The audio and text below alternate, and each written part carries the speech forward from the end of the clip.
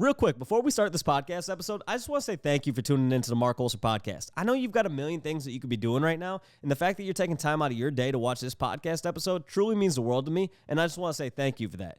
If you'd like to continue to support the podcast, right below this video, if you could hit the subscribe button, and then, hey, if you got some more time and you want to hit the download button, the comment button, the like button, the share button, any of those buttons, it's greatly, greatly appreciated. It helps for other people to find out about the podcast, and it helps for you to be notified about future episodes. So if you guys could take a quick second, hit the subscribe button, I would really appreciate that.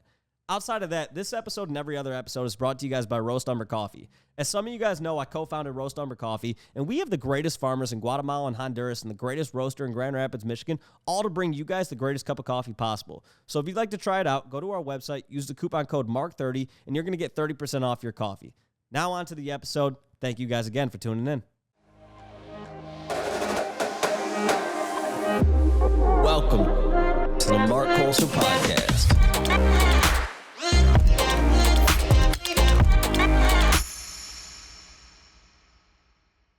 Dude, how we doing? How we doing? Feeling electric. Yeah. Absolutely electric. Yeah, dude. are we riding We this are morning? absolutely riding. Let's get it. I don't want to scream too loud. I don't want to scream too loud. Yeah, you know, it's I was wondering, I was like, do I need to tell him to not like go too crazy with it? I was like, we might blow out these our earlobes right now. Because as crispy as this audio sounds, you know, you go too crazy with it, you know. Well, I don't want to blow your mic out. Listen, yeah. We could get crazy another time. There we go. There we go. But dude, I'm so glad to have you out here because you and I have never met in person, and I was looking forward to the longest time to meet you, and so we had a phone call last week, and you were like, dude, what if I just flew out there like next week, next Thursday? How about that? And I was like, let's do it. And then we didn't talk about it anymore. You just like booked the ticket. You came out here, and now you're here sitting on the couch. So, dude, welcome to the podcast. Welcome to LA. How's it going, bro? I appreciate you. Yeah. No, dude, I'm excited, man. That just basically describes me. I'm just do it. I'm just goer. I don't know how to stop. It's one of my best traits, one of my worst traits. And, we have one life. And so I'm committed to living that way. And you were like, do you want to come on the podcast? I was like, absolutely. This is the day. Talked to my wife, booked it. Boom. We're here. There we go. So for people who don't know who you are, can you give a 30-second brief intro to yourself? Yeah. So I'm Dominic Adams, a.k.a. Gentle Tornado. And I am on an absolute mission to make positivity louder. So I created a mental health foundation for teens. It's called the Hyped Foundation. Hyped is an acronym that stands for happiness, inspiration, positivity, enthusiasm, and dreams. And just on an absolute mission to transform the way that we think about mental health, especially in the youth. There we go, dude. So walk me through your journey. Like, how do you get into NFTs and crypto? But even like before that, what were you doing with your life? Kind of give me the Gentle Tornado background. Okay, I'll just go post college. So I played football in college, then I tore my ACL, moved back home, started working for my dad in a job that I never wanted to do. I never enjoyed like going to work with my dad growing up, but he gave me everything. And so I lived out my dream, and I just wanted to help him in any way. And so that turned into 9 years of running a franchise for Snap-on Tools, and was very good at that, but I hated it every single day. And I basically just did it for my parents and for my family, and just always striving to do something else just because I felt like I was given this energy. I was given this special talent that I have as far as just being enthusiastic and vulnerable and all these things that I am naturally. And I wanted to do something big, and I just could never figure it out for the longest time, and left that job in April, and started the foundation for teen mental health, and we are just absolutely riding. It's a ride session. There we go. So, so how did you get into crypto and NFTs and everything like that? So I followed Gary Vee for probably the last 10 years, and it's kind of a wild story. So he started talking about crypto pretty heavy in like December, I want to say 2020, I think. Yeah, 2020. And I was like, dude, we just had my second son. And I was like, there's absolutely no chance that I have time to even know what this is. And then April came around, and he started talking about it heavy. And he started talking about he was launching a project. And we had balanced the having 2 kids thing in our house. And so I realized, okay, I'm going to look into this. You know, if Gary's talking about it enough, it's probably worth something, or it means something. And his mint was in May. And so I created a MetaMask, bought ETH, and minted his project, which was an absolutely wild story. It took like 2 weeks to get the money transferred from Coinbase to my MetaMask. And then the mint price the ones that I was going to buy for 0.5 ETH sold out. And so I had to buy half an ETH at whatever, 4,500. And that took another week to process in my wallet. And so I minted my VFriend 1 on the last day. And then they sold out. Yeah, so it's wild. Wow. So, and was that your first time buying crypto? Yeah. Wow. Time. So your first time buying crypto was also the first time you bought an NFT. Yep. See, again, and I say this damn near every time I ask this question to people, like your whole NFT journey, how did you get into this? Because everybody's journey is so different. Yeah. Like some people got into crypto a long time before they got into NFTs. Some people ended up getting onboarded into NFTs through crypto. Some, vice versa. It's like everybody's got such a different story as to how they got into it. So, dude, that's so wild to think about, like your first time actually buying cryptocurrencies when you were buying an NFT. Yeah. So what, like, was it really just Gary that like got you to be interested in NFTs, or like, I don't know, like because I mean, for me, I guess when I first heard the idea of like, digital images being worth some amount of money, I was like, okay, well, I've already been in crypto for, at that point, like 5 years. And I was like, okay, it's not that difficult for me to grasp why like a digital currency is worth something, and then why this like digital image would be worth something. So like, how did you get, I guess, like be like, okay, I'm getting into crypto and now I'm buying this NFT and it's this like digital image that for some reason is worth a shit ton of money. Like, how did you kind of wrap your mind around all that? Yeah, man, honestly, wild. Probably should have done more research, but I did do probably 20 hours of like, hey, what is this? What's blockchain? What is Ethereum? What am I actually purchasing? And, definitely educated myself a little bit. But then the other part was just believing in Gary. Like Gary, the things that Gary talks about had changed my business life working for my dad. I mean, I had achieved things that without his mindset, in transforming what I was doing for myself, I wouldn't have been able to accomplish. So I almost felt like I'm just going to take a bet on Gary because he's already helped me. And I just know what he's going to do with that way that he talks and the way that he's moved over the last 10 years, especially in my life and just watching him. And so I bought it just basically faith oriented and I didn't even do anything for like 3 months. It was just like, I'll just buy it and hold it. And it's just going to be in my wallet. And that was like the worst 3 months to take off ever. So then I came back probably in like July. I think they minted out in May. I probably came out maybe end of July and August. And that was like peak crazy euphoria. I mean, I remember in December, maybe November of that year, the VF1 that I had was worth almost $100,000. And so I just instantly, when I came back, I fell in love with community and that connection that you can make with someone. And that's something that I've always loved in life is connecting with people, supporting people.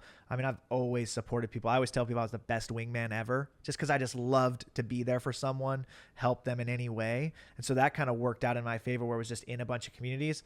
And ended up getting rugged by a bunch of communities, but it still created so many connections that I'd never experienced probably before. So, okay. So walk me through like, so you mint the V1, and then how did you end up getting into like Twitter and everything like that? Like walk me through. Okay. So how does like, when do you get on Twitter? Are you Dominic? Are you Gentle Tornado? Like walk me through all of that. Where did Gentle Tornado come from? That's a good story. So I've always had my Live Hyped, my @Live Hyped, because me and my best friend started that brand probably 6 years ago. And it was probably just Live Hyped is what it said. And then I just did Gentle Tornado just because I was like, well, if we're all having different names, like nobody's their normal name, might as well do Gentle Tornado. So the story behind that is when I was a kid, my great grandparents started calling me Tornado because I was just wild. I was basically 150% or zero. And so what I would do when I was like 5 or 6 years old, I would go crazy. I would throw the football to myself, but then I would fall asleep anywhere. Like I could fall asleep on the ground. And so they used to call me Tornado. And so I just adopted that over time. And so fast forward in my adult career, I went to this course called Eagle Quest that, changed my life. And what you do is you come up with a warrior name. And your warrior name is, the first word is something that you aspire to be. And the second word is something that you've always been. And so gentleness and having a soft heart is something I always aspire to be because having this energy naturally is a lot for a lot of people. And so I had to, kind of renovate my heart in a way where I still have that soft side. And it worked out in my benefit, like because I am just so vulnerable. So I wear my heart on my sleeve. And so it works out that it's Gentle Tornado because it's such a crazy. Yeah. And then I also have a tornado. Oh, damn. There we go. So that's cool, man. I was curious kind of how the name came to be. It's cool that there was something before NFTs and crypto. Dude, I've never been good at coming up with those names. Like my only AIM screen name back in the day was Born to Be in the NBA, which didn't work out. And so, after that, I just started using my just real name on everything. Yeah. And I was like, you know what? I don't have to think about it. I can just use Marc Holzer on anything. So it's like, anytime I go on to like Xbox, whatever, I was always talking shit by my actual name. Yeah. Like it was always, if I was talking shit to you in the gamer lobby, like it was just me. It was just me. You were going to know exactly who the guy was that was saying it. Dude, the evolution is so funny because when I started, my journey on Twitter, I guess, like people probably called me Live Hyped. Like for the longest time, they would just call me Live Hyped, or they would call me Hippid because, my hyped is with an I and not a Y. And I always had Gentle Tornado there. And then I have Dominic Adams in my bio is the first thing that it says, because I was just never hiding, right? Obviously I have my face everywhere. And so then it just evolved where people would start calling me Gentle Tornado, then it was like Tornado, then it was NATO, then it was Gentle, then it was now it's GT. Like everybody calls me GT. And so it was cool to experience that because like personally my favorite was probably Gentle, because it was just like I would come up on stage, I'd rip a We Are Riding, I'd fire up everybody, and then they would be like, let's go Gentle. And it was just like so cool because nobody else had that kind of energy in spaces, and so I just used that to my advantage. Okay, so when did you start creating content? Because obviously, like you said, you've kind of been this like over the top, like constant optimism and everything like that. That's kind of just been you and everything like that. So you mint out this NFT. You eventually create a Twitter account. You start, I guess like, did you start immediately making content on there, or like when did you first go, you know what, I'm gonna like, where did the first We're Riding come from, and then when did the first like dance video come from? Walk me through all that. So okay, so I'll start with the dance video. So me and my best friend, when we started Live Hyped back in the day, we used to post on Instagram and Facebook some crazy stuff. We used to do like Airband Fridays, was really popular on Facebook. And then we would do dances. And my wife just ended up hating it. She was like, this is not professional. This is not what you can do. And I was just like, that's the point, is that I can be super successful in the business world and I can also dance, because I do love dancing and I do love being myself. And so when we were early in our marriage, she didn't understand that at first. And so we've come a long way. So then anyways, when I got on Twitter, I just started just posting videos of me doing gratitude day videos, right? It just started like that. And I don't even remember what the first video was called. I probably just said like a day of gratitude. And it was probably February of 21, or because we're on 600. So 21, I think. I don't know. We're on 620 now. And I just wanted to do gratitude day videos. I don't know. I was just like, I want to say what I'm grateful for. Gratitude changed my life. I mean, I wrote in a gratitude journal every day for like 5 years. And so I wanted to start that practice. And, for probably 100 videos, I got like 10 likes on every video, because I just didn't care, right? It was just raw, what I'm grateful for. And then I started, going to Twitter Spaces. And I was like, well, I just want to go into Twitter Spaces and fire everybody up. And it started with the NFTs show, back when they had like crazy 1,500 people in there. And I just remember the first time I went up, it was the very end of the show, and I just went crazy, dude. I just was screaming. I was like, easy, I love you. Like we're absolutely riding. And then riding was just a thing. Like I just screamed that. It was just like so natural too, how it happened. And then every single space I went on I was just the energy dude. I was just the guy that came up and pumped everybody up. And I would just show love to everybody, because like I didn't want anything in return. I just wanted to pump everybody up, and it just naturally progressed and worked out. And then the dance videos probably started like later, like summer of that year. And this was like, why not do Fridays a dance video is my gratitude day video. And it was just like perfect. It was the perfect storm. And then people lived for those Fridays. They lived for the dance videos, which was incredible. I think anytime you're willing to put yourself out there in any sort of like vulnerable way, and like, especially because at the beginning of NFTs, like nobody really was doxxed, right? Yeah. So like anytime anybody did, it was like, damn, like you really like took the plunge, and like you're doxxed in the space where nobody is, right? And so, I always respected that about your content, was like, hey, the dude's putting himself out there, he's making these videos, like, and he's just great energy to be around. So where did kind of your whole mindset come from? Because I think when you talk about doing like a gratitude journal and everything like that for 5 years prior to this, was there something that led to you kind of saying like, hey, I want to, I guess, was there a moment in life that brought you to that where you're like, hey, I need to express my gratitude, something hard that you went through or something along those lines? Yeah, there's probably a few things. So the first thing would be when I tore my ACL in college. I had a full ride scholarship to a D1 and they pulled the scholarship the next day after I tore my ACL. And so that was an incredible moment of depression mixed with what am I going to do with my life. And when I moved home, I had reconnected with my wife from high school. We were friends in high school, and so then we reconnected, and that was like pivotal for me. You know, I'd always wanted to be a dad my entire life. I'd always wanted to be a husband. And so when that happened, I had just like this new sense of life where I naturally had always been good energy and positive, but that, you know, just fueled me to be like, okay, I know that I'm going to spend the rest of my life with this woman, and I know that we're going to build a family. So those two things I can put aside, and now I can focus on really helping people. Then I went to a leadership course called Rapport Leadership International, and that helped me realize that I can lead my own life. And so I started doing that. And then what happened was I started following Gary. And there was one video that really changed my life that Gary says, and it's the chances of being born, which are 400 trillion to 1.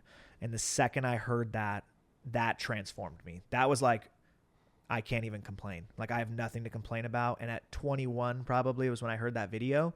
That's a big deal, you know, when you're that young. And I just started, I was like, I have to have this in my life. I have to have this gratitude level where, you know, 90% of the world is entitled and they complain about stuff. It's like, no, we're actually that lucky to be here. And so I would start writing in a gratitude journal back then when I was probably 21. And I just, you know, when you start something like that, you do like 3 days in a row, and then you'll miss a day. And then, you know, I was like, well, how can I do this every day? And so it would be like, I write 3 days, I'd miss a day. Well, then the next day I would do it twice. So I'm not overly judging myself, because the mission here is to be more grateful. And so you can't like judge yourself in that. And it just came to, you know, 5+ years of writing in a gratitude journal. So when I started my content journey especially on Twitter, you know, I'd built kind of a mini brand for my dad. And so what I realized was I was very good with customers, and I understood that psychology. And so I kind of just wanted to be undeniable. And when you do something long enough every single day, and you show up for your own life, but for other people, like you can be undeniable. And that's, you know, a lot of motivation behind what I do is being that example. So how do you handle then the bad days? Because I always feel like, because I'm the same type where I'm like, I'm kind of constantly like, glass is not half full, but glass is full. Like, yeah. That's kind of my attitude no matter what. And I think there's times that I think when you have that attitude that people just expect it from you all the time. And we're human, and there's days that, like, you know, especially in the last year, I've had days where I've been like, you know, I'm having a shit week, I'm having a shit day, yeah. And it's hard to be that optimistic on those days, right? Yeah. So how do you handle all of that? And do you ever feel like you have to almost like put on a facade in a way of like when you are having a tough day, but then people expect this kind of energy and this, you know, excitement and everything from you, and there's days where it's hard to do that? Yeah. So no, actually, I don't feel that way as far as the facade goes, because I have to be me, right? I have to be GT every day. And that's what is so unique about my brand and me, is that I'm just out here doing it. And this is exactly who I am. And so on the down days, I show that. Like, I'll show that I've had a rough day. And over time, like, I've figured out ways to get out of that, right? Whether that, you know, working for a job that I hated for 9 years, I would bring that home at the start of that career, and that my wife would be very open about how that's affecting us. And so I would develop ways, right? And I had, you know, one of the ways that I would develop dealing with that was I had 60 photos on my truck that I worked at of my family or of things I loved. And so anytime I'd have a moment where I'd get just mad or angry or depressed, I would just look up at that wall, and that would just bring me right back. There's other things too, you know, like 40% of the world doesn't have clean water. So that's always in the back of my mind, right? Or the fact that I'm a dad, the fact that I'm a husband. These are privileges that I get. And so even though we go through the fire all the time, like, I have developed that. It's almost ingrained in me, and it's different for everybody, right? Like, that's why I talk about the gratitude journal, because I think people like to write, people like to voice it out. Maybe you call a friend, right? For me, if I'm going to complain, it's going to be to my wife behind closed doors, and we can talk about it. And, you know, one of the most pivotal moments I think in my content career would probably be my gratitude day 365. And, you know, I was planning to like pop a bottle of champagne and get crazy. And that was right when my son Braxton had gotten his second cast. So he was in double casts. And I remember being in the car with him as my wife was somewhere in the store. And I just remember being like, I can't fake this. Like, this is real. Like, I'm going me and my wife are crying every night because our son is in casts and we don't know what's going to happen. And we have to have, just complete faith that he's going to be okay. But, it's your 6-month-old kid. Like, you don't know what's going to happen. Right. And they're so helpless.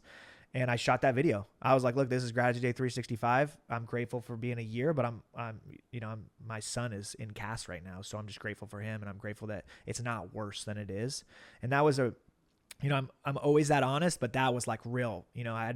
I could have faked it for sure, but that's just not me. And I would have felt weird about it, after the fact. And that was like a pivotal moment to where, yeah, like I'm completely willing to talk about, sadness and all these things that are real. Can you explain for people who don't know, like what's happening with your son and what's his current status? How's my man doing? So he's crushing it right now. There we go. We go. He's riding. Let's go. Braxton is the biggest rider in NATO Nation. So he got he was actually 11 months old. I don't know why I said 6 months earlier, but he was 11 months old. And one of the ladies at our church that would watch him during church said, like, hey, I think you should check his feet out. So like normally when you have a baby, anybody that's had a baby, they like look weird and their feet might look weird and you just don't, like whatever. Right. It wasn't that noticeable, but his feet were slightly turned out. And once she said that, we were like, okay, we trust her judgment. We'll go get it checked out. And the first doctor we went to was super intense. She was like, you need to have surgery. It's this condition called vertical talus, and was really intense. And I couldn't go to the appointment, so just my wife went, and she was in like ruins after. And so I was like, okay, we'll get a second opinion so we don't have to just do surgery immediately. And we found this doctor. And so what vertical talus is you have a bone in your ankle that's supposed to be vertical, but his was horizontal, so his feet turned out. So the most common thing in kids that's similar to that is called clubfoot, and your feet go in. And so the reason vertical talus was very interesting is because it's so rare. It's like 1 in like 50,000 kids or something like that. So most doctors don't have experience with it. And so that's super scary, right? Well, we did find a doctor that had experience with it. And basically what it is he would be in casts he was in cast for 6 months, but the kicker was they would change it once a week. So every single week we were going to the doctor and he would change it. And you can't ever forget your son screaming every single week when we go to change the cast, right? And watching that and being there for him and that like experience. And it honestly made me and my wife stronger together. And I'm grateful for this like experience that we've had with him. And through it all, he's been so happy. He's literally the happiest kid I've ever seen in my entire life. And that's why I started showcasing him, because I was like, even through the worst situation he could be in, double cast, can't walk at 1.5 years old, he's literally laughing and smiling every single day. And so that led to six months of cast. Then we had 2 surgeries. Then he got braces, and he's still in braces, and he's walking now, running. And so we're just on this journey of physical therapy. And he'll by the time he's 2, he probably won't have braces, so he won't even remember. There we go. Yeah. There we go, man. Well, hey, I mean, it's one of those things. Every time you post a video of him, like his smile and his laugh, and like dude, it's adorable to watch. And I know it makes everybody in the space, like, it doesn't matter how your day is going. When you see one of those videos, it just makes your day better, because your family is adorable, and all of you guys, like, you can just see the love throughout all of you guys. And so yeah, it's been awesome to watch his journey and see how he's progressed and everything like that. So I appreciate you opening up on that. Thank you. But yeah, man. So okay, so walk me through, I guess, like, as you start, saying we're riding in these in Twitter spaces and stuff like that, you start making your videos and everything. When did you kind of figure out, like, okay, here's what I want to do within the space? Because I think there's a lot of people that are here that are like, I don't really know what I want to do, right? Like, do I want to be a trader? Do I want to be somebody who makes content? Do I want to be a, reply guy? All these different, like, little, everybody has their different role in the ecosystem. And I think there's a lot of people who are trying to figure out, like, what is my role, right? So when did you first start figuring out, like, okay, this is what I want to do in the space, and, and how did that all develop? Man, so I think just the core mission for me was to just build a really strong brand. And so something that was super cool with that is, like, I never had the most followers, but my brand recognition and the things that I was doing was very concrete. And, the fact that I was making positivity louder and I was preaching gratitude.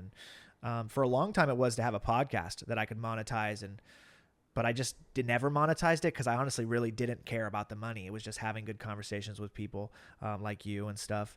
And just slowly realized like, okay, I'm building this brand. This is going to translate to some other places. And then, it turned into, I want to speak. Like I've always wanted to be kind of a motivational speaker of some sort. And then I spoke at NFT NYC, and then I opened VCon. And that was kind of a moment where I knew that, okay, now I have credibility. Now I can really go do something bigger than myself, which has always been the mission. Always just help people in any way by spreading my truth and making it concrete exactly what I'm doing here. So just kind of over that 2-year journey of just being committed to what I was, like exactly who I was with the Gratitude Day videos. I was the same. I was always preaching positivity. You could go down my entire timeline. There was no bad posts. There was no negativity. And so I stayed really true to that. And I that was like the thing was you knew exactly what GT's brand was.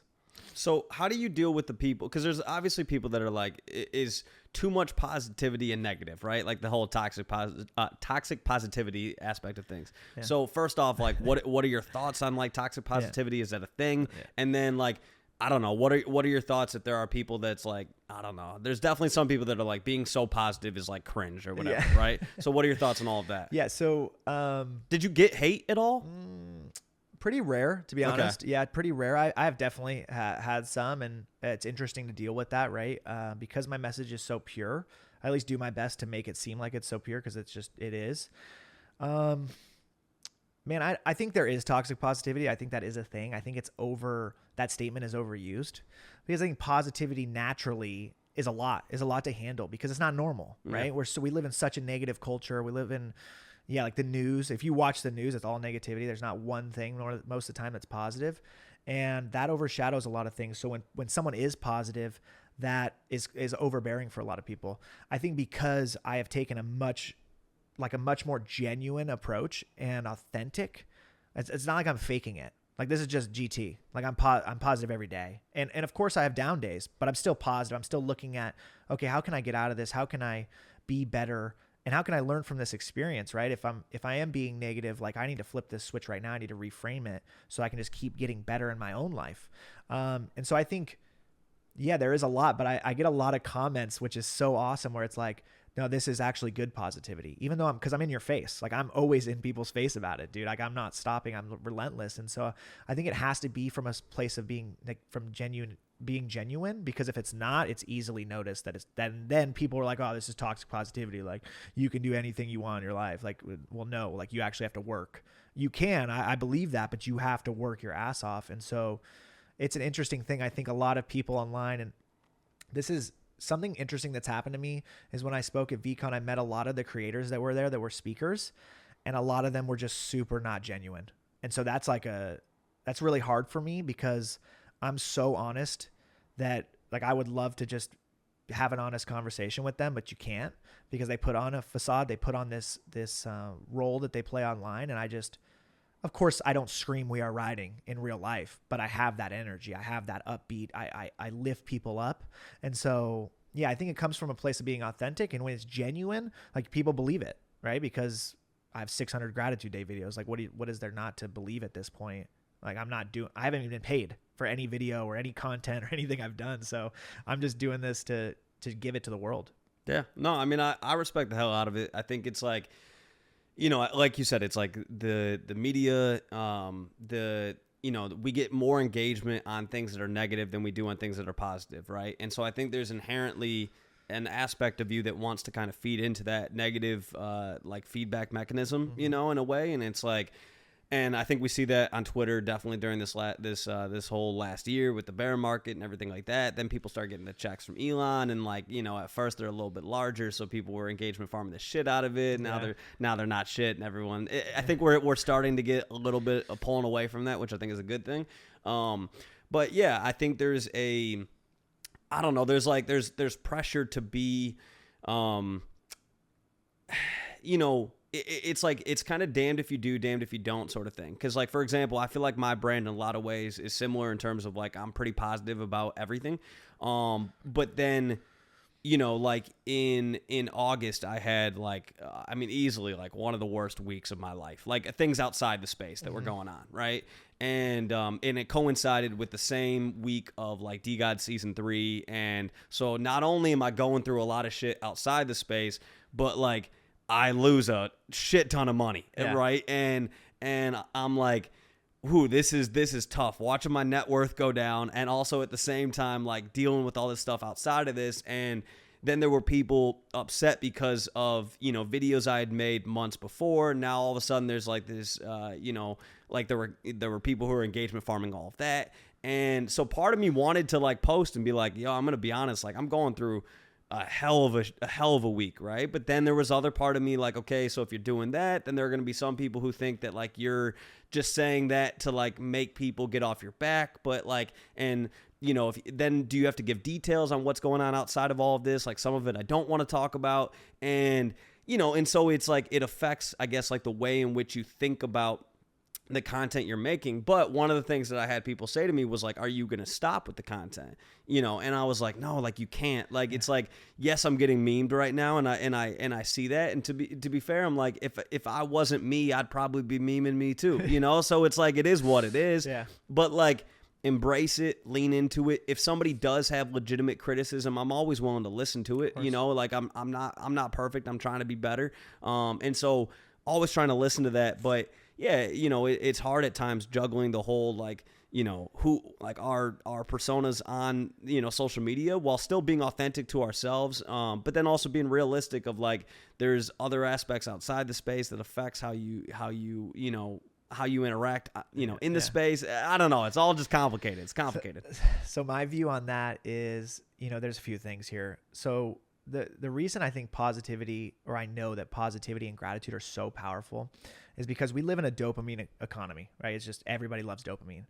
And positivity and gratitude both give you dopamine hits. They also give you serotonin hits. And dopamine is the instant chemical in your brain that gives you just a happiness rush, right? But serotonin is the longer lasting chemical that gives you happiness. So when you do these things over and over, that's what builds that chemical in your brain to make it easier to be more grateful and positive and to battle those things. And so I think something that's super cool, especially about Web3, is like, yeah, you could post a video about you just write a post. I was like, look, I'm going through it. Like, this is real. Like, I'm struggling, blah, blah, blah, blah, blah. And you probably will get, I don't know, 90%, I bet love, honestly. Like, I think that that's something that's really powerful in the world because, this is such a passion with our foundation is vulnerability. The fastest way to a teenager's heart is through vulnerability. I think the fastest way to anybody's heart is being vulnerable with them. And when you connect with someone on that level, like if I'm willing to tell you something that makes me cry without even knowing you, that's powerful, right? And it makes you want to share things with me. And so when you do that publicly, like people don't know what to do. And so a lot of people don't want to tear you down unless they're truly hurting. And so they want to lift you up, right? Because you're being vulnerable. And it's so rare these days to be vulnerable, and people are scared to open up. And my point on that is like, what we will teach kids at our foundation is that you're going to get judged regardless. You'll get judged if you do it, if you don't. Like you said, you damned or you don't. But you might as well go for it, and then you're still going to be judged. Like regardless, you're going to be judged by someone. And so why not be open about it? And yeah, like someone could clap back at you, but at the end of the day, you have to it's so healthy to get that off your chest. And you never know what could come from that situation. You don't know what relationship you could start with someone, or someone that you could help that wanted to open up about something. And so I think there's extreme power. I know that there's extreme power in vulnerability. Yeah, 100%. And I think that's one of the cool parts about this space is that we all get connected from our love of JPEGs, right? But then our friendships and everything become much deeper as we get to know each other, and we learn more about who we actually are and what's going on with our lives and everything like that. And there's two people that, I two of my like hardest days this year, I ended up having really great conversations. One was with a guy named Average Mikey, love Average Mikey, and then another is Menace. And there was a night in August where I was going through it, and Menace said to me, "Do you want to go grab a drink?" In where we're at. We live right by each other. And no part of me wanted to say yes. Yeah. Like I was like, man, I'm having a shitty week. I'm having a shitty day. Like I just kind of want to be at home and not do anything. And I was like, but I know if I go, I'm going to have a good time with Menace. I know I'm going to have a good conversation with him. And I was like, God, I don't want to do it, but I know I should do it, you know? And so I went, and we ended up having like a few hour conversation, and it was one of the best talks I've had in a long time. And it was so incredibly important with turning around that month for me. And you know, I texted him afterwards, and I was like, man, I really appreciate the conversation we had, and just being able to open up and be vulnerable with each other and everything like that. And I just think that's such an important thing to do. And, you know, I think there's like you said, it's like you know, could you be judged by being vulnerable and everything like that? Like, sure, but you're always going to be judged in life no matter what. So like, I'd rather put myself out there. You know, when somebody says something negative to me, you know, on Twitter or anywhere, you know, to me, I'm just like, it's obviously there's something going on in your life too, and I get it. Like when we're, you know, it's the whole expression like hurt people, right? Yeah. And so, you know, I always like I make it a point of like I never block people on Twitter. That's one of my big things. Like you can say whatever to me, I'm never gonna block you. Yeah. Like, and part of it is because I'm like, one, I don't want to like just shut the door on that person. Like I just don't want to do that. And like I know if they're like hating on me who they don't know on a personal level, like obviously there's something that they're dealing with, and we're human. Like I know what it's like to go through hard shit. Like and so I understand, even though I don't appreciate the comment, I understand where it's coming from. And I think it's important to, you know, not only be, you know, vulnerable with the people around you and everything like that, but also give empathy to the people that are hurting and the people that are saying, you know, if somebody's tweeting out some dumb shit or whatever, I'm like, man, they're obviously going through something. Yeah. And so, you know, it's hard to be in some of the comments, man. It makes it hard to be empathetic. There's some people who say some out of pocket shit. But you know, I just try to keep in mind, like, man, there's a lot of people every day who are going through hard times. And that's in our local community, in our state, in our country, and then in this space. And so, you know, it's I think giving empathy and you know, giving empathy and receiving empathy are two of the most beautiful things that you can do. So 100%, dude. And the thing is that we're so reactive. I feel like everybody naturally is reactive, and you really have to put an effort to be proactive and to sit a second, realize what that person's saying, think about it, process it. Could take a couple minutes, and then respond to them, right? Because when you show someone kindness, when they are being super rude to you, there's like, that's a moment you can almost never forget most of the time because of their face. Because their face will be like, wow. They can't even believe you would be so kind to someone when they're being rude, because they know, right? Like you said, they're hurting, and that grace could literally save someone's life. And I think that that's the superpower to unlock the future of our world is getting kindness and making kindness cool. Like if that can come back and that can have a wave of just goodness, like we could see a transformed world. 100%. Yeah, man. No, I love it. I love it. So, okay. So walk me through like, actually, you know, so let's go through the timeline again. So you end up creating this foundation, right? So walk me through, I guess, where did the idea for the foundation come from, and, what was the goal of the foundation and everything like that? Okay. So, the why behind our foundation is 5 to 6 years ago, I used to volunteer pretty heavily on a teen leadership program, and it was a 2.5-day course, and I would go with my best friend. And every time you go to the class, so we were just the mentors, right? We weren't the instructor, and so we would participate in some of the processes. One of the processes was called cross the line. What it is you put a rope in the middle of the class, and everybody stands on one side. The instructor starts off. Has anybody ever had sour Skittles? Right? Everybody cross the line. Second question is, anybody ever done drugs? 50% of the class cross the room, right? Across the line. Well, then the last question was, have you ever thought about committing suicide? And every single kid in every single class crossed that line, and my best friend. So that is a moment that I'll never forget. And it was one of the most powerful moments in my life, because I got to look my best friend dead in the eyes and just have my heart just bleed for him. And then I got to look at 50 kids every time and just have sadness overcome me. And I knew at that point that this issue was 10 times worse than anybody even realizes, including myself. I was like, 50% of these kids you would never think ever. 75% of the kids, and my best friend too, he's happiest guy you would meet, most giving person. And so that experience really changed a lot of things for me. I just felt like there was a need for this. There was a need. And then COVID happened, And that mental health stats have just gone through the roof, dude. Anxiety, depression, suicide attempts. It's actually wild how much that affected it. And I always wanted to help the youth. I just naturally have been given this gift to connect with youth and be on their level, and I primarily think it's because I'm so vulnerable, and I have a natural confidence that I want them to feel as well.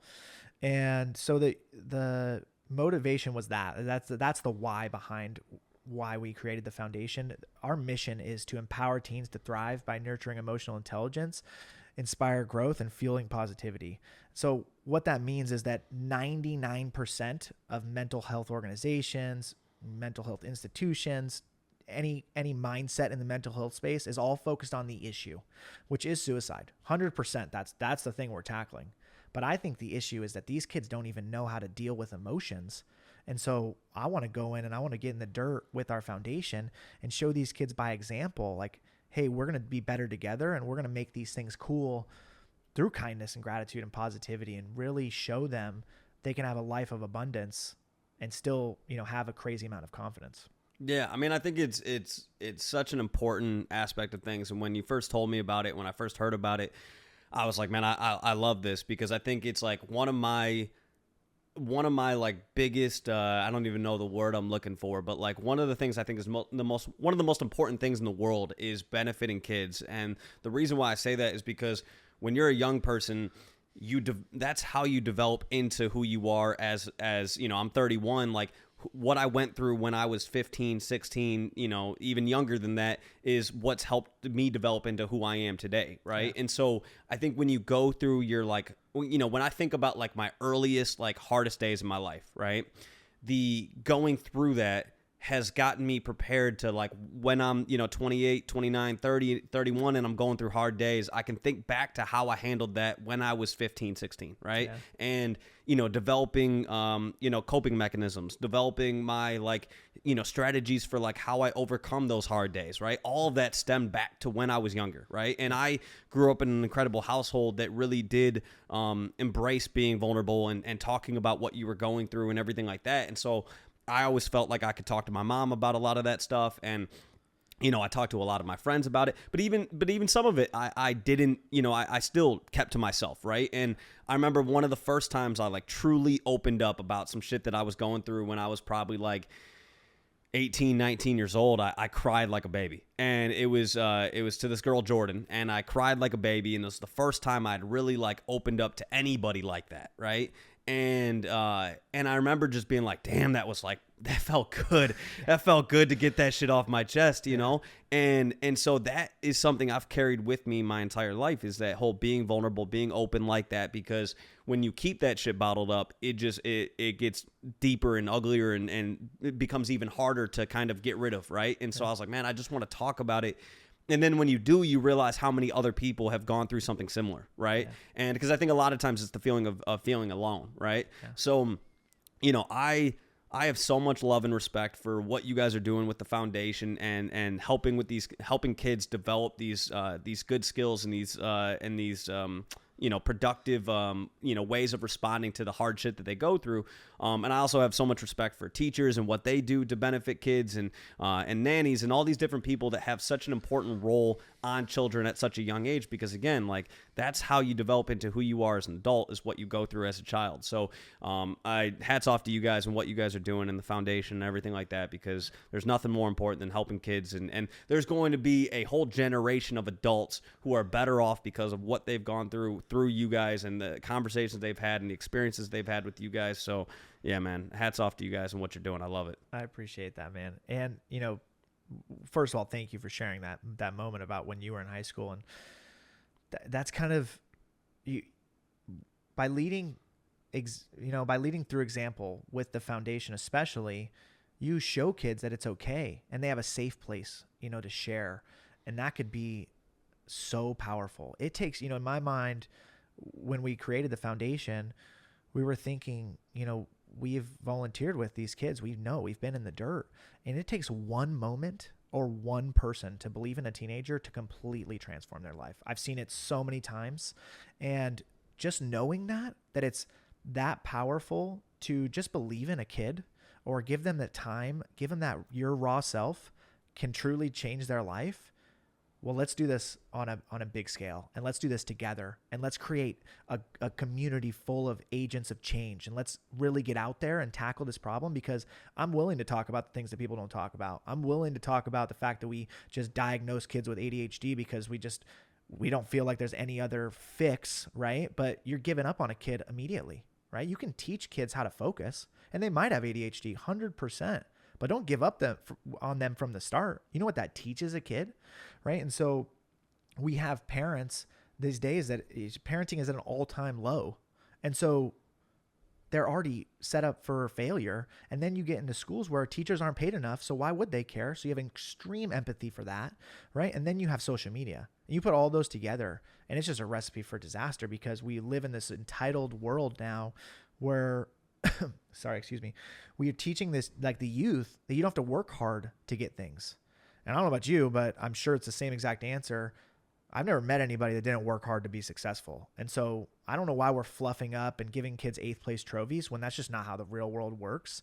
And those things that you teach at such an early age to, let's say, a 3 or 5 year old, and I can talk from experience with my kids, those things are so important for their development. Just like you said, growing up in your household and stuff, and you still felt like you couldn't share some certain things. And so that's that pressure that teenagers are under. And with our foundation, we are so committed to cultivating this energy and this culture where you can just share and have lived through gratitude and feel cool about that, because we are going to be that example of that coolness of like, yeah, come to the Hype Foundation, because this is the real stuff that's going to get you through life, especially when you go through those dark times when you're 30. 100%. So, okay, so you develop this foundation, and you're obviously spreading your message and everything on Twitter and all of that, and then you get your account deleted or suspended or whatever. So walk me through what happened. Yeah, dude. So that wild ride. So immediately when the account got suspended, it was on a Friday, and I had like a bunch of people DM me on my foundation account. And they were like, we'll help you. And I have connections at X, and we'll get to this. And I'm like, okay, cool. Like, I wasn't even worried. I was like, by the end of the weekend, by Monday, we'll have it back. Well, then I realized quickly on about Tuesday that I wasn't going to get it back fast. And the issue was I got DMCA'd on copyright infringement, and X requires you to get retraction statements from those companies, which is like, you just can't get a hold of them, right? And so what happened was I went through this like weird, probably week of like depression. I was just like, emotions that you don't ever want to feel. Like nobody is reaching out to me. Nobody cared about what I did. And those are bad emotions to have, right? Those are selfish emotions. And I was really like, well, I'm not going to create another account and grind, because nobody knows about those 4 a.m.s waking up and GMing people and being in 10 hours of Twitter spaces, and that growth that I was kind of not forced to do because I made the choice, but because I was preaching positivity. Like, people didn't want to just run and come to my page. They want the drama. So that uphill climb, I just felt like I couldn't do it again. I was like, I don't think I can do this again. And so after that week of just being like sad sack, honestly, and realizing, well, I didn't do this selfishly. I did it just to help people. And so if that means nobody remembers me, that's completely fine, because that's not actually the true reason I did that. When I flipped that switch, I was just like, the mission never changed. It's the same mission. I'm the same guy.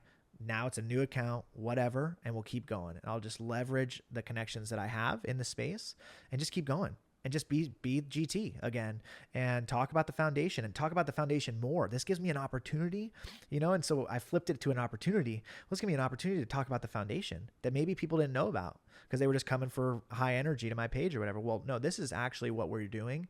We're trying to make real change in the world, and we're going to do it.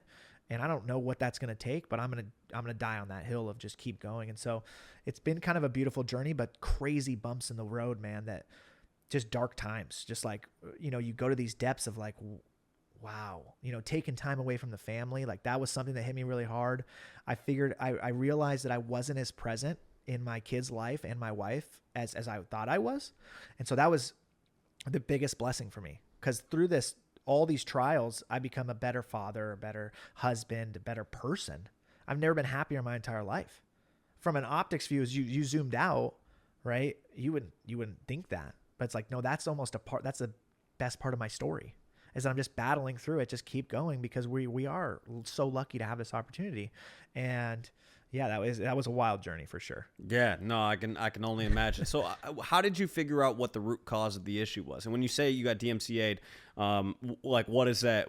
I know what that means, but I think there are going to be some people who hear that and they're like, what does that even mean? Like, what do you have to do to get DMCA'd? So I would dance to videos with copyrighted music. And, you know, when you're a creator, I would think that a lot of creators would think like this, because music is used so widely on YouTube videos, TikTok, and most things, that I just wasn't big enough, I guess, to get copyrighted. Or any platform I'd ever been on before, so let's say Instagram or Facebook, they would just take the post down, right? They would just take it down. That's fine. I'd multiple videos get taken down, but never suspended. And so it was just kind of a shock, because I was using copyrighted music. That's why I got DMCA'd by these two companies that protect music artists, which I love, right? I have nothing against that. And I would have taken every video down. It was just an interesting thing, because I'd never gotten paid or anything. I wasn't that big of a creator. And so, yeah, it was just really interesting, because then you battle emotions like, well, why did I get hit, right? Why is my account getting hit? You have these crazy accounts on, let's say, X alone, but other platforms that are massive, right? And they're not getting copyrighted. And so you battle that too, but it's just like, you know what? It just is what it is, right? Like, well, I don't know why my account got hit, and I learned lessons through that. And so, yeah. Was there any warning of it? Like, you got like an email or anything? So, yes. So, yeah. So part of it was my fault for sure. I'll take accountability on that, but they send you emails. So my Twitter email is completely separate from every other email, because I don't want to receive, Twitter, when you get a DM, you get an email. So I didn't want that. Like, I don't want that. And so it was totally separate. So I never looked at it. And so I did get, I think there was 8 emails, but it doesn't say anything. Like, it doesn't say like I have the choice to take it down. It says that they've taken it down. So they would just take the music off the video, which is completely fine. The issue that really ran into was that I had posted the same video twice. I don't know how, but like multiple months apart. And so that was why I got super flagged. And so, yeah, and unfortunately you can't get a hold of these companies. They don't have a phone number. You can just email them. And I did actually get a response from one of the companies, and they basically said, like, go F yourself. But what they did say was that they didn't control the suspension, and they would never request for me to be suspended. And so then I was like fired up. I was like, okay, we're back, baby. X is going to reinstate me. I'll delete all these videos. It doesn't even matter. And no, they still said I need the retractions. And so, yeah, it's just is what it is. Jeez, man. You know what? I'll say this. I think someday you'll get it back, and I think it'll be glorious to see it when you do get it back, because I did see the other day they did say something along the lines of like they're going to change their policies on how people get their accounts suspended, and less people are going to have their accounts suspended, and there's going to be more either like restrictions on content or things like that, but like less people actually getting their accounts suspended. So the moment I saw that, I thought of you, and I thought of a few other people that I know that have gotten their accounts suspended, and I'm like, hey, you know what? Maybe this is progress. Hopefully this means that you'll get your account back very soon. That would be awesome. Yeah. I'll just hope every day. That's what I can do, and keep just doing my thing. And honestly, one of the biggest things, man, was talking to like a human. You can't talk to a human. And so that's one of the hardest things, because if I could just explain my situation and what I'm doing and be, my authentic self, and tell them like, hey, I'm on a mission to make positivity louder and help teenagers through their mental health. Like, I think I could get through to a human, but then none of them are human. It's all bots and stuff. And so that's what makes it super challenging. Yeah. No, it's definitely customer service and social media is not the greatest, the greatest, but, Elon, if you're listening to this, get our boy's account back. Okay. Come on now. The world needs a little bit more gentle tornado. Okay? We need to ride. We need to ride. Okay. So walk me through, you have a mint coming up, right? Yep. So walk me through that. What's the point of that? What is the goal of that? Walk me through all of it. Yeah. So the goal of this mint is to raise funds for our first initiative, which is called Gratitude Growth. And so I went deep into my roots for the foundation of how can we teach these kids immediately one of the most important emotions that I believe, which is gratitude growth. And through that initiative, we're going to teach kids in schools. We're going to be in the dirt, and we're going to go every single week and teach them curriculum around gratitude, and show them, processes, and give them gratitude journals, and really cultivate this culture around it by being that example, like I said earlier. And so, the money from the mint will be for that initiative. And what we can do is we can impact close to 15,000 kids with that mint money. And another benefit to getting the mint money is that when you're in the nonprofit world, you have to have leverage, and I have no leverage right now. And so, yeah, I may have done 600 gratitude day videos, but nobody cares about that, right? And so this will just give us an influx of cash that will help us leverage to go do real life things and be in the grind with these kids. You know, we really want to be in these schools every day, every week, multiple days a week, right? Whatever the school will permit us to do, which is actually really easy to get into schools. And so I've developed curriculum around gratitude to teach these kids. And then from there, this money leverages into community events. It leverages into assemblies. It leverages into retreats for kids. So many different things that we can do. And one of my dreams with the foundation that we came up with when we were planning was we want to gamify this stuff, because that's real fast way to get these kids to do it. And so if a kid writes in his gratitude journal 10 times in a row, maybe they get a gift card to Grubhub or something, or maybe they get a $50 gift card somewhere else, or maybe they win a trip, right? Maybe we run a contest and the best 3 teenagers in Las Vegas go on this trip, right? And those are things that are super cool about having a nonprofit foundation that you can get donated.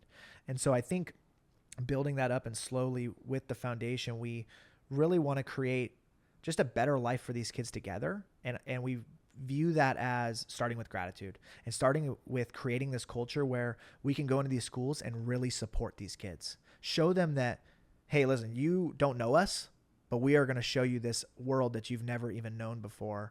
And that can transform kids in a different way that is just going to be so beautiful. And so, yeah, the mint is just like an incredible part of the journey, because, you know, it's just coming to this point, losing the account, having some things fall through with the foundation. I never thought we would be here, but as a foundation, we think it's so pivotal for us. And so this is kind of our just asks to believe in something bigger than all of us. This is all bigger than so much than just us, just this space alone. But if we can create this community around these people that want to make change, then the sky's the limit, because that just starts in Las Vegas. There's 86,000 high school kids in Las Vegas.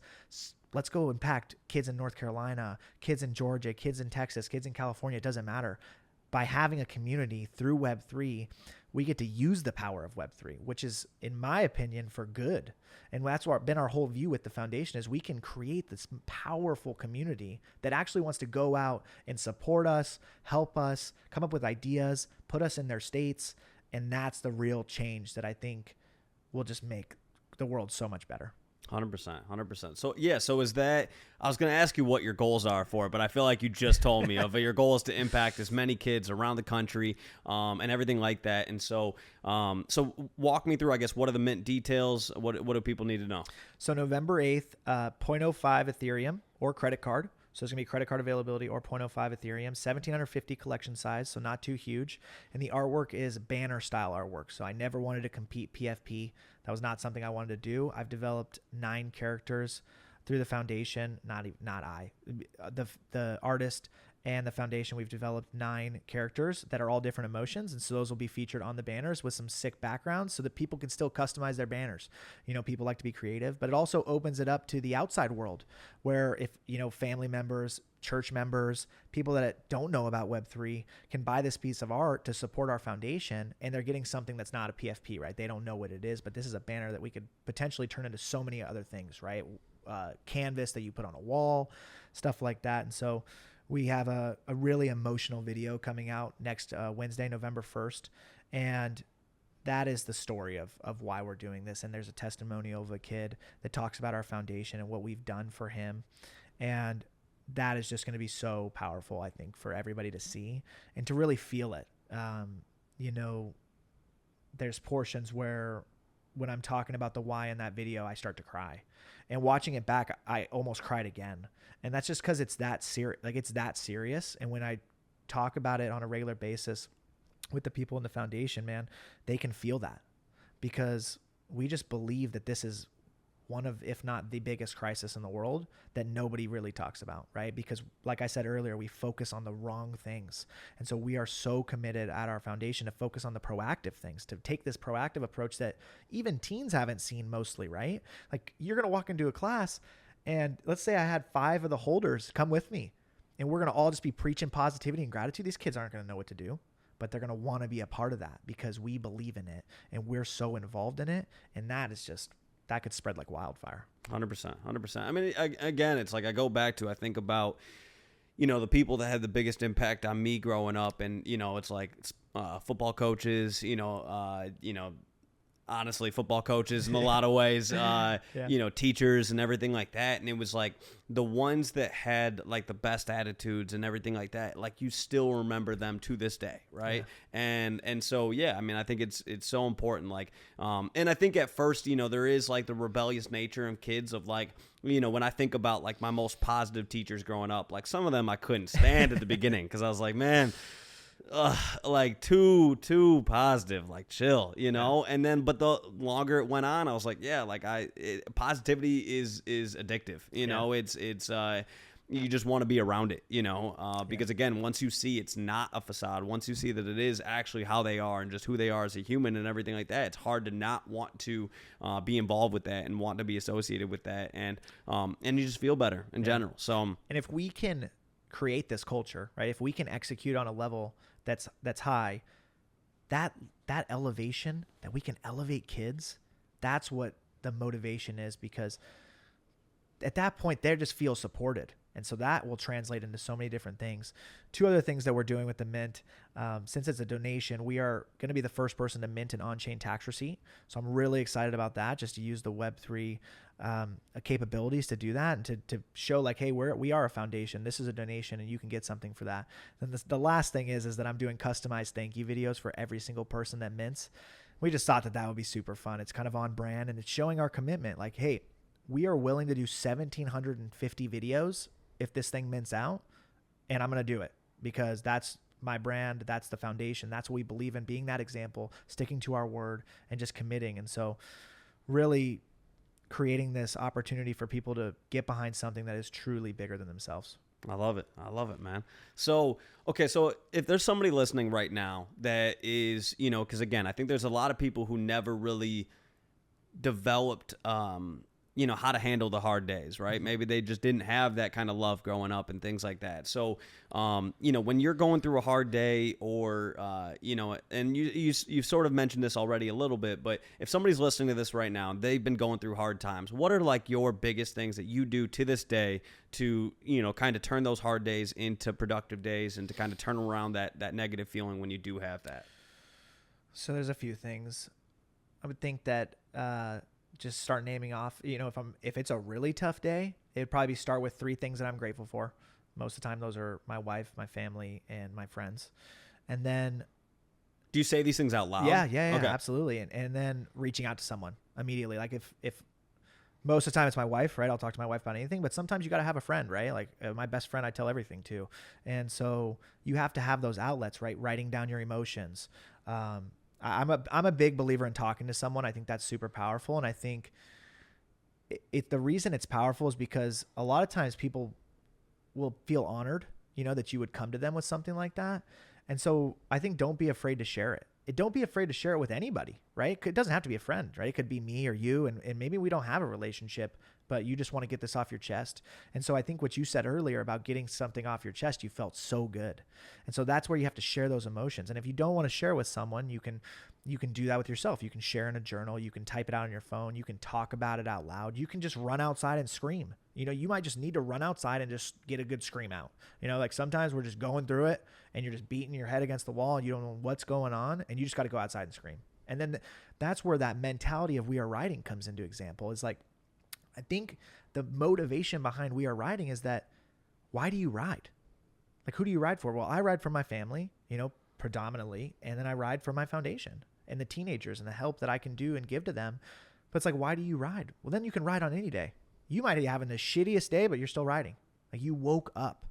And so when you start practicing those things, right, you could have a bad day every other day. But when you practice those things and then you surround yourself with good energy, man, life completely transforms. And so for anybody listening that's having a tough time, listen, we've all been through it. We've all been through different times. There's always hope. There's always hope. If you wake up in the morning, there is always hope to get out of that. There is always hope to see the better side of life, and you have that opportunity. If you're in Web3, there is always an opportunity to reach out to someone, man. We are so blessed with the community, and just the bigger community of Web3 is a lot of people are on the same page as far as our mentality. And that's something super rare to get. And listen, I don't have too many parent friends in my life, because if you're not parenting the same way, it's definitely tough to be friends with somebody. But we are in a space that's filled with people that have the same mentality. So don't be afraid to reach out. Don't be afraid to see if you can talk to somebody. You know, I think there's always hope. If we wake up in the morning, there is hope. And so it still might be a tough day, but listen, you woke up, and that's better than a lot of people can say. 100%, man. I love that mentality. So, okay, so 2 last questions for you. First off, are there any people, and you can take a second to think about this, are there any people or projects in the space that you're currently most inspired by? Ooh, that's a good question. Most inspired people? People would probably be better, not necessarily projects. This is tough, dude.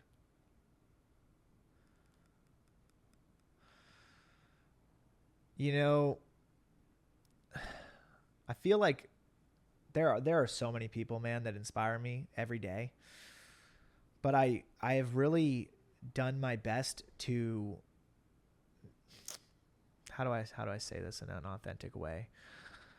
A lot of times I used to like really platform people in my life. You know, like Gary Vee is a perfect example, right? Like when I met him, I cried because he just changed my life. And so that's what I felt. But I realized, you know, he was a lot different than his content, which is totally fine, right? I get that.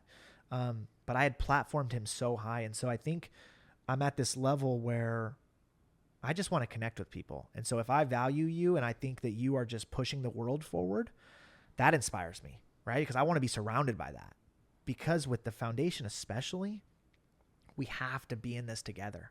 We have to be going through this. And that's where the projects then tie in, right? Is don't kick a guy while he's down. You can give criticism, of course, right? You have to. That's how we learn. But I think, you know, I could never pick out a few just that have inspired me, but there's so many, dude, you know, like, there's so hundreds of people in this space. Like you with this podcast, Easy's been an inspiration.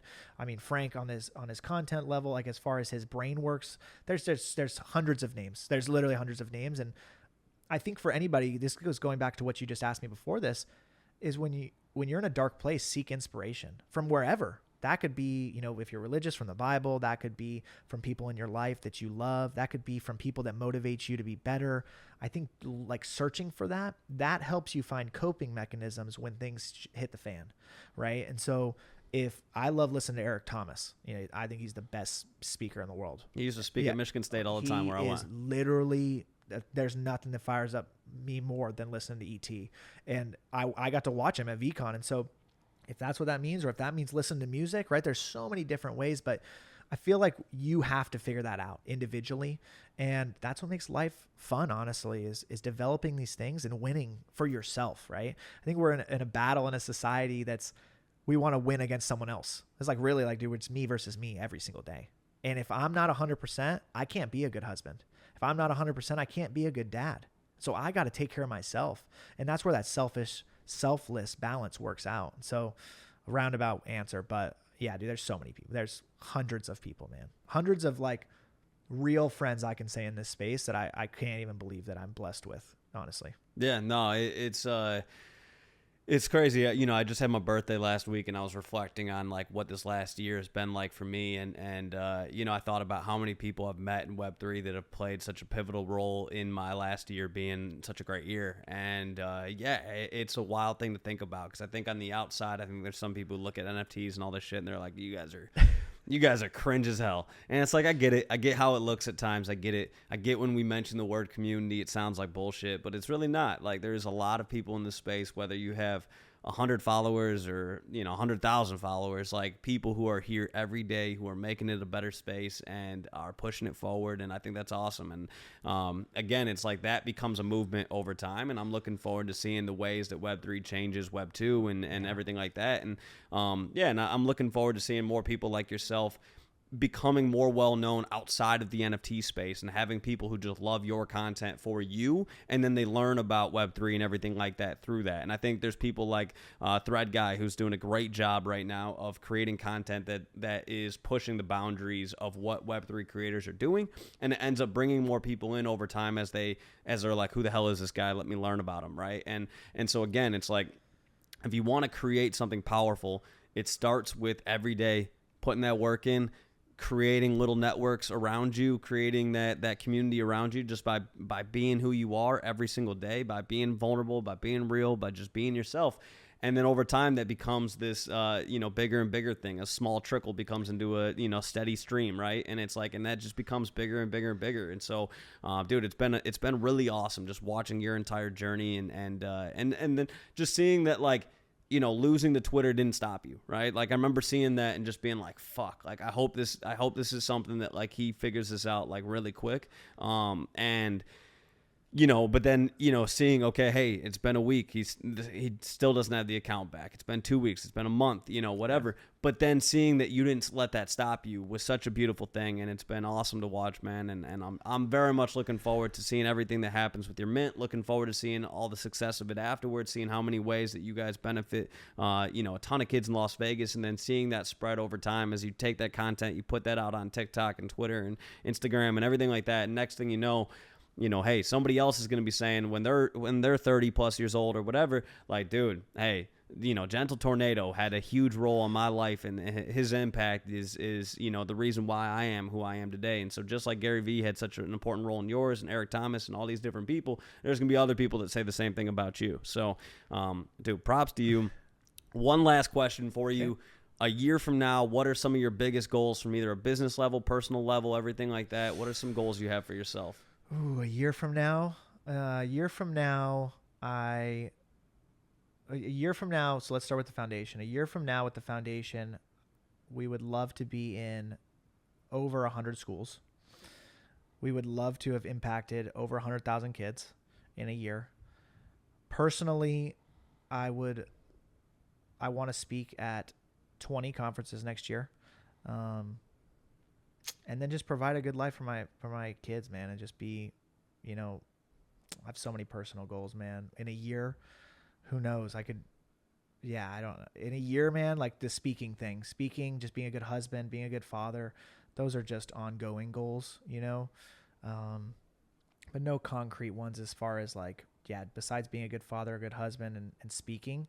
Personally, it's just the foundation and really cultivating this life and being that example in my own life, right? Especially with my kids, I have to, like, if my kids weren't happy all the time, you'd be like, well, what's going on? What's going on at home? And so I just take that to such a high level. And now that I'm venturing into being a founder in this space, it means so much to me. These things are such honors, right? Like you allowing me to come on the podcast and asking me, like, I'm so grateful for that opportunity. And I just know that if I can stay at that in my heart always through this, that's what's going to take this foundation to the next level. And that's what is really going to inspire people to join this movement and create change together. And yeah, I'm just motivated by that. Let's get it, man. Let's get it. Drop your socials. Where can people find you? So YouTube, Instagram, TikTok are at Live Hyped, LIVEHIPED. My X account is at Hyped Foundation, HIPED Foundation. And yeah, we're just going to ride. We're going to keep riding. We're going to Trojan horse them, dude. Just like you said about Thread Guy. Like, I'm trying to bring the world into Web3 and just blow up. Let's get it. Let's get it. Can you give me we're riding to end this? We are riding. Let's go. Let's go. Appreciate you, my brother. Appreciate you coming on. Appreciate everybody tuning in. And we'll chat with you guys soon. Thank you. See you guys. See ya. Bye.